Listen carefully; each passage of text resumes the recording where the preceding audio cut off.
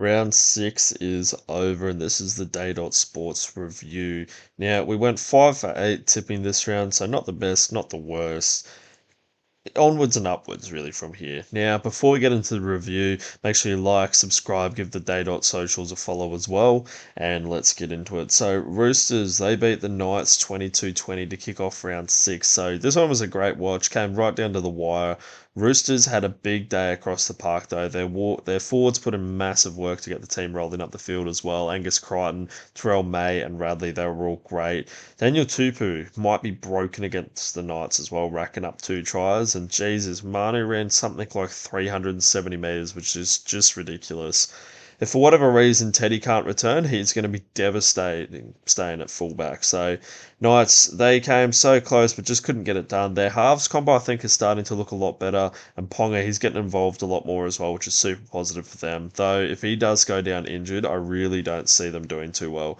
Bradman Best, he crossed as well, so that was good to get our tip of the week off started.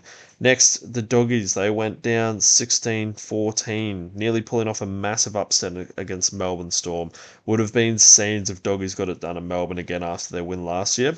The Fox, he played his heart out crossing for a hattie, but even then it wasn't enough. Had some big Ezra Mann vibes about that, but pretty wild game with multiple send-offs as well. See if any of them end up with suspension. Storm is loving leaving it to the last minute to get things done this season. Would have really liked to see this Doggies get it done, but you get that sometimes. Broncos, they beat the Dolphins 28-14. This one I went to was a bit of a painful watch seeing Goats. He put down so many balls during that one. But the first half, it was pretty slow, very competitive kind of contest there. Highlight was seeing Oates go most of the field just to beat the Hammer for it to be called back. Hammer getting injured as well was a massive loss for the Finns. The Broncos started to really open things up in the second half, piling on the tries. Could have ended up being a lot worse for the Dolphins, but they managed to claw back a few points there towards the end of the game. Walsh being back certainly boosted the Broncos' attack. His kicking game is also super useful in comparison to Ezra's. I was interested in seeing where Tristan would slot in with Ezra, but he ended up picking up an injury. So, wow, a little bit of a niggle or something along those lines. I ended up replacing Ezra out there. Big Xavier Willison, he looked exceptional as well. Even when Payne comes back, I feel like you need to leave him in the team. All round good night and a bit of a reality check for the Dolphins as well, I think. Now, the next game was Wild Warriors and Manly with the 22-all draw.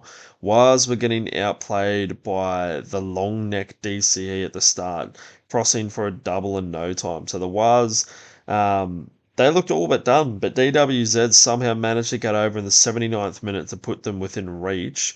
And all the stars aligned with Sean Johnson. He went for the 2 point field goal, his leg being taken out by the defender, which warranted a penalty, slotted that to bring him in equal, bring him into golden point. And it was unreal to just watch it unfold, but neither of them could finish the job as well, ending up in an unlikely draw, especially with guys like DC and Johnson out there, so just never got in position. And yeah, very interesting game that one. So next game cooked my tips a little bit, but Cows going down 27-20 against the Eels. Cows got off to a hot start, which quickly fell away.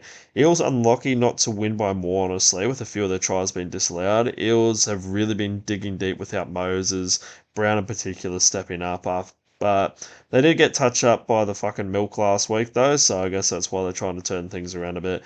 Pretty rough effort from the Cowboys. Their defense is having some issues, that's for sure, and I think the better teams are really going to expose them. Rabbits versus Sharks. Sharks get by with a 34-22 win. Rabbits did a lot better than I expected. Couple of late tries to make it respectable. One thing I did notice though was Nico he wasn't as active as he usually is. Trindle did a lot of the kicking and seems to almost play more of a seven than anything this role in this game. So Militalo, he had an absolute day out on the wing. I still won't touch him with a 10-foot pole though, because the amount of times I've jumped on him for bets and it just hasn't pulled off. I called big Tommy Burgess to get over the line for the first try. Unfortunately, didn't get over for the first, but the big fella did eventually cross over. Was a bit rough that they kept flicking to Jason Demetrio as he watched the Sharps put more and more on. Unlucky, bro. Now, West Tigers, they go down to the Dragons 24-12.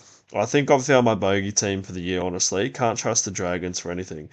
Tip them, they get pumped, go against them, they pull off an upset. It's just one of those years. Zach Lomax is having an unreal season so far as well. Surprising that they're going to let him go, but they just won't free Ben Hunt. So, Tigers, they couldn't crack the Dragons. From what I saw, the defense on kicks was just woeful, letting the Dragons have their way for them. Next time, I'm just going to flip a coin when it comes to the Dragons because I have no idea who to tip. Yeah, can't believe that we nearly saw another draw in this round. Raiders scraped by winning 21-20 in Golden Point. This one, it had it all. I really thought the Raiders would pump the Titans, but Titans just did not quit. I thought no chance of coming back, especially after Brian Kelly's attempt a few minutes prior at goal kicking, but fuck, he managed to slot one from the sideline to bring it to Golden Point. Titans really did have every opportunity to get the W, but cracked under the pressure, I think. Was looking like a draw for sure, but then big fucking Doctor Strange with a big play at the end of the half, well, the end of the Golden Point, got them in range for Fogarty slot the one-pointer. Unreal game to watch. Shane Broncos will have to touch up the big milk next week, though. So, like I was saying, ended up 5 out of 8. We'll work on that. It's going to get better. 8 for 8 soon. Like I said, make sure you give us a subscribe, and we'll catch you next time. Have a good one.